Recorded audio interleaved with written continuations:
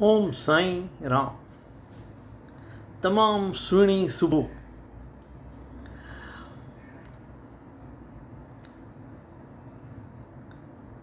मुंहिंजो हिकु दोस्त आहे, जाम वॾो माण्हू, 200 करोड़ जी टर्न ओवर अथसि,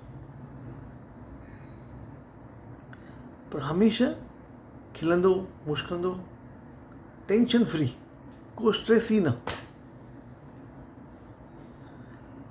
मां चयो यार वॾी ॻाल्हि आहे, एॾी वॾी कंपनी थो हलाए, 150 माण्हू 200 माण्हू कमु था कनिसि, ऐं हिन जे मुंहं ते कुझु गुंज बि कोन्हे।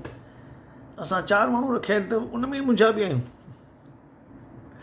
हिकु ॾींहुं पुछोमांसि यार ॻाल्हि छा आहे, सम्झाए हेॾो वॾो माण्हू थी वियो आहीं, पर हिकदमि तूं शांति ख़ुशि मिज़ाज, तुंहिंजे चहिरे ते नूर पियो ॾिसणु ईंदो, ऐं असां ॾिस न सॼो ॾींहुं पिया स्ट्रेस पे लॻा पिया। पर ॻाल्हि त ॿुधाए आहे छा ईअं कर, चङो ईअं कर, सुभाणे तूं लंच ते मुंहिंजे ऑफिस में अचु, गॾु लंच था कयूं, पोइ मां ॿुधायां थो। अच्छा ठीकु आहे, सुठी ॻाल्हि आहे। मां हुनजे ऑफिस में वियुसि, पंहिंजे कैबिन में वठी हलो, कैबिन में विहारियईं।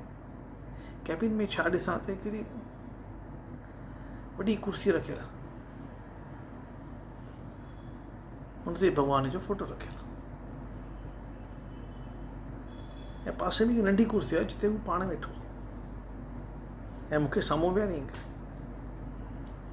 मां चयोमांसि यार कर ॻाल्हि ई छा आहे, तूं भॻवान खे कुर्सी ते विहारियो आहे, माण्हू त भॻवान खे मंदरु ठाराए करे टंगे छॾींदा आहिनि। चई ॾिस यार ॻाल्हि त ई ॾाढी सिंपल, मां सम्झंदो आहियां हिन कंपनीअ जो मैनेजर मां आहियां, हिन कंपनी जो मालिक आहे मुंहिंजो भॻवानु, उहो ई कंपनी हलाए वेठो, ऐं जेका मुंहिंजी लाइक़ी हूंदी न ओतिरी मूंखे हर महीने पघार ॾींदो, इहो मूंखे विश्वास आहे।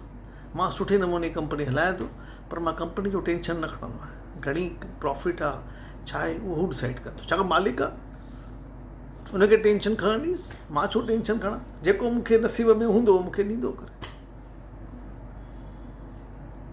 त असांखे बि पंहिंजी ज़िंदगी जी जेका भाग दौड़ आहे न, उहो साईं खे हथ में ॾेई छॾिणी आहे।